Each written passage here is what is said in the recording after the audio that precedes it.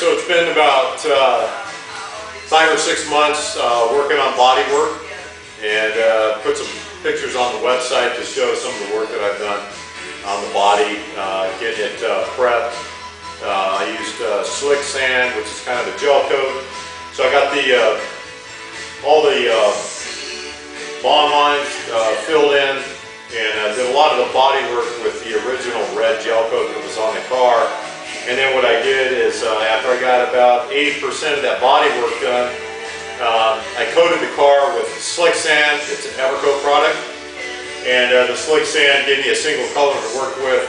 It gets really hard when you don't have the same color to work with when you're looking for the finer imperfections and things like that as you get further along in the body work. So I'd suggest that if you're going to do all the body work on the car, that you use that Evercoat or something like that, so that you got a single color to work with, and that'll help you. It also sands real nice like a gel coat, so when you get down to 200 to 300 grit sandpaper, you actually get a sheen, and then when you have the lights on the car, you can actually see how you're working. That works really well for all the bond lines up on top of the fenders, along the top of the car here, and then also down here in the cove where the vent is down there. So anyway, I've been working for about 6 months. I haven't put a whole lot on the website, but I've been doing a lot of work on the car. And where I'm at right now is this is kind of a pre-assembly video. So the as you get to this point in the build, it'll get more difficult. You'll ask yourself, hey, what do I put together before I put the interior in the car? What do I have to do before I actually paint the car? Am I going to paint the body first? Am I going to paint the front end off the car, on the car? And what do I have to have in place for the interior before I actually put all this stuff on the car for the final time? So what I've decided is for the body, I've got the body primed right now. It's still a little bit rough, and this is an epoxy primer that's on the car. On some of the other parts of the car, like the doors, I have the slick sand. I still haven't primed that. I've got some work. I want to make sure that those are really, really close, about 90%, almost to the point where I know I don't have to do any body work to the doors prior to taking those off. So I've got to check the fit. I've got to check to make sure they don't chafe. I've got to make sure the seals, again, this is probably the 3rd or 4th time I've run through the seals on the car to make sure that I have those in the right position, and I don't have any issues with the door closing and chafing and all those crazy things that happen. Anyway, so I'm going to go, and I've got the window in, I'm checking the gap and all that stuff. So what I'm going to do is I'm going to walk through some of the stuff on the video. It'll be a fairly long video, I think, touching all the points on the car that I've been working on, and a lot of the things that have been going through my mind prior to actually getting to the point of assembly. So there's a point where you get excited, you want to slam things together, you want to get it done. It's hard to slow down and keep taking this body off and on and throttle fit the doors. The doors are a real pain in the ass, and taking those on and off, I'm sure you guys have probably figured it out by now. You've got to tighten all that stuff up, reassemble the doors, and play with them. And that's the worst time once the car is painted. You don't want to be doing that stuff. So you got to really make sure that all your stuff fits before you get to that final mounting of the doors. So yes, you have to take it apart, put it back together, take it apart, put it back together, make sure all that shit fits, and then hope for the best when you assemble. So I'm going to pick up the camera, I'm going to walk through the different stuff that I'm talking about, and hopefully it helps you guys out. So the first thing I did, if you look at the website, there's some pictures of the some of the pre-body work, and to the point that I got it actually out in the yard, and I sprayed the slick sand out in the yard because the slick sand it's kind of a mess. I didn't have the garage set up to where I wanted to spray it in here, but since then what I've done is I've actually run cables in the garage, and you can see the curtains hanging there, and I've run these cables all the way to back there, and then I've actually got a point up there. There's an eye bolt, I think right about there. You're kind of out of focus, but there's an eye bolt there, and there's a cable that runs across right to that corner, and then you can see there's a turnbuckle up there and a cable. And all these cables, what I do is I actually made that curtain. You can see that curtain. Duct tape and Bisqueen, and then I've actually got a portable, or not a portable, but a temporary paint booth. So all these things drop down. I've got curtains all the way to the floor. I close this area off, and I shoot the primer and the paint and all that stuff in here. So anyway, yeah, so I got the slick sand on, and the slick sand creates a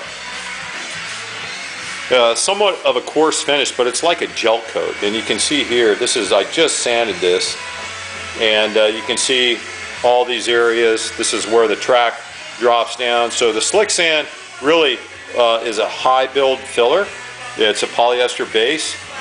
You can shoot it right on top of the gel coat and fiberglass and things like that, and it just gives you a real nice base and a high build, so that you can take care of all those little lines and things like that.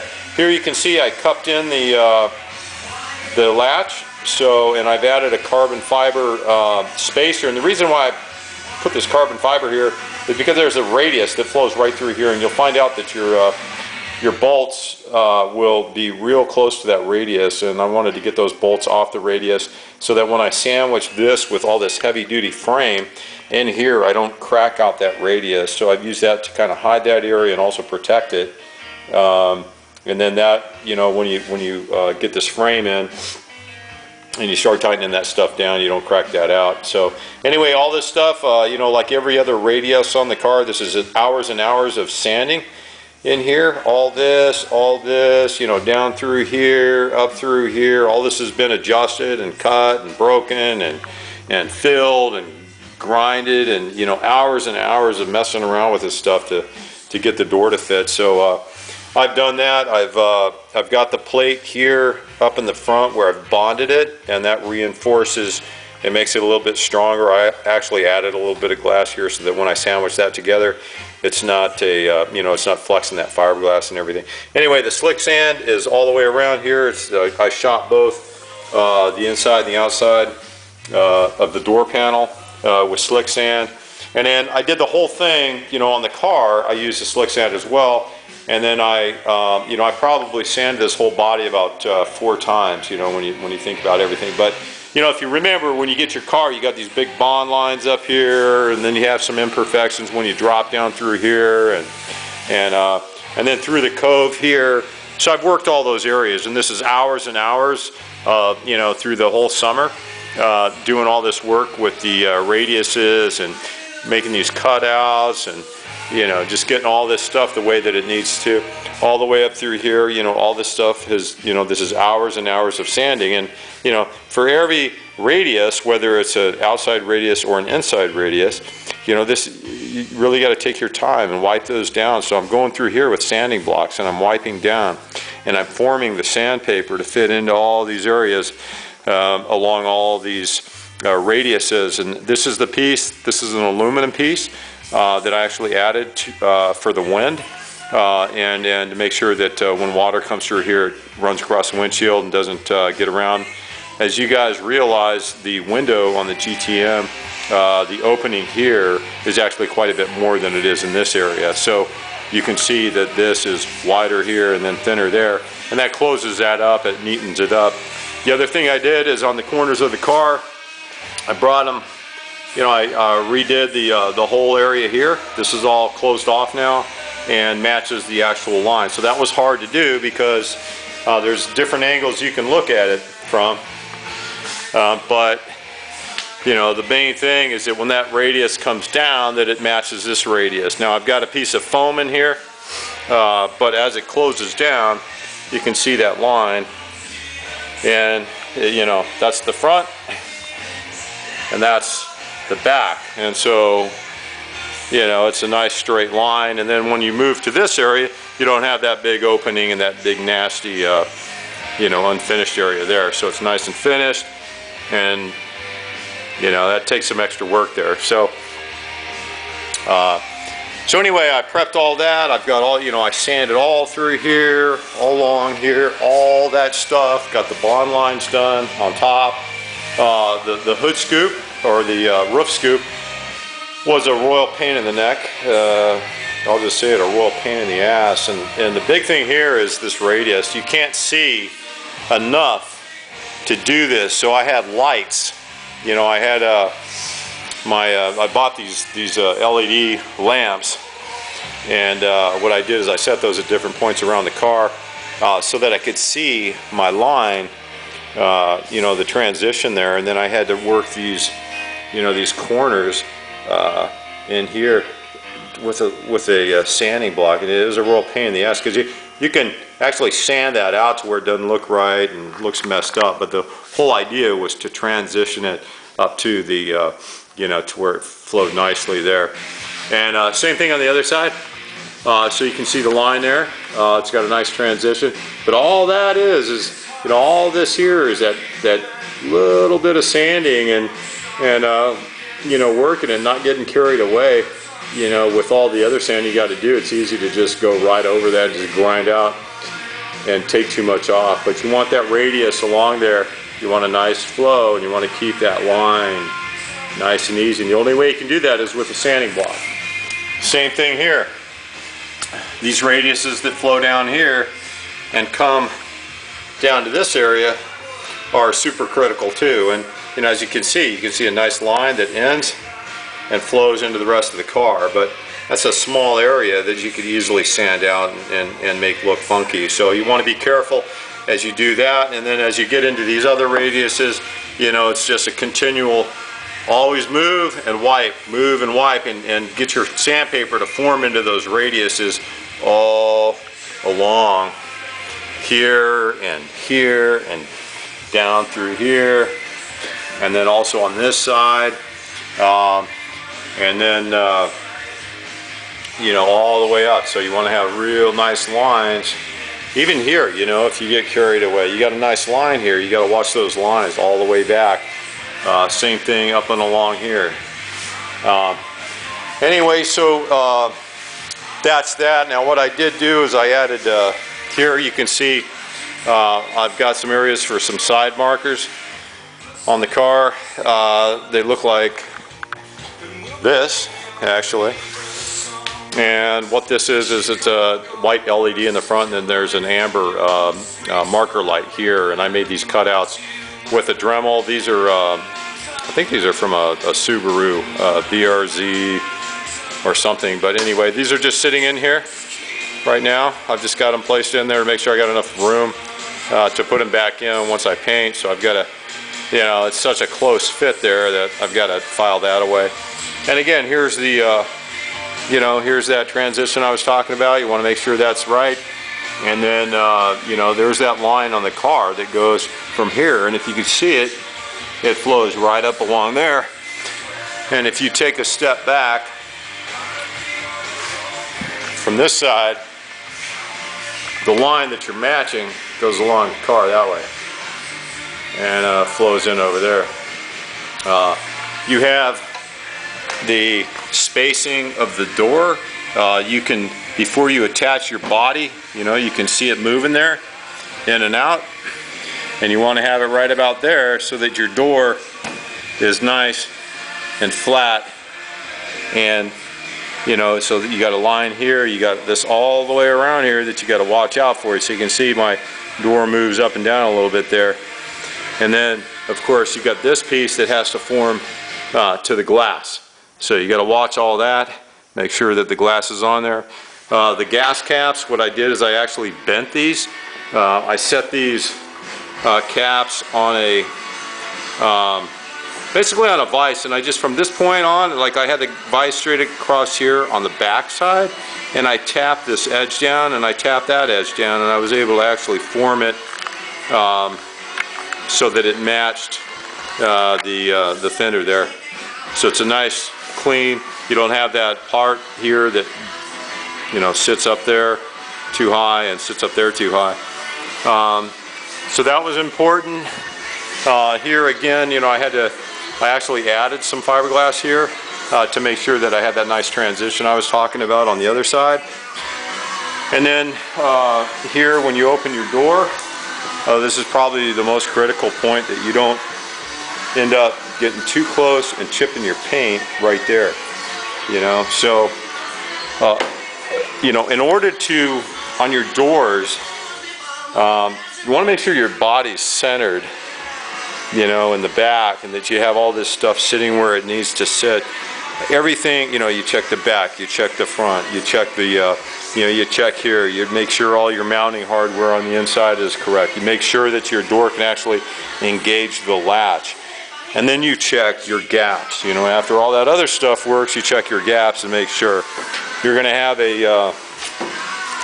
an area up here that you're going to have to adjust this gap here, and then you're going to have room for your seal. So that's what that radius is. It wraps around the seal. You're going to have that in there for it to close right. And then this area is really kind of weird here. This is where your seals end, and you'll end up playing with this to get your seals. You got basically half of the seal on this side and another half on this side. This one's wider than this one, but as your window comes up and engages, it's going to, you know, you want to have that seal up against the window, so you're going to play with this. But then once you get it done, make sure all these areas are all radiused off and all sanded. There's hours and hours of all through here on all sides, in and out, of radiusing all your edges, you know, up along here and there, you know, and then down through all your you know, your door area. There's another carbon fiber backup. Those are both custom made. They're not exactly the same size, but as you can see, the latch area is cupped.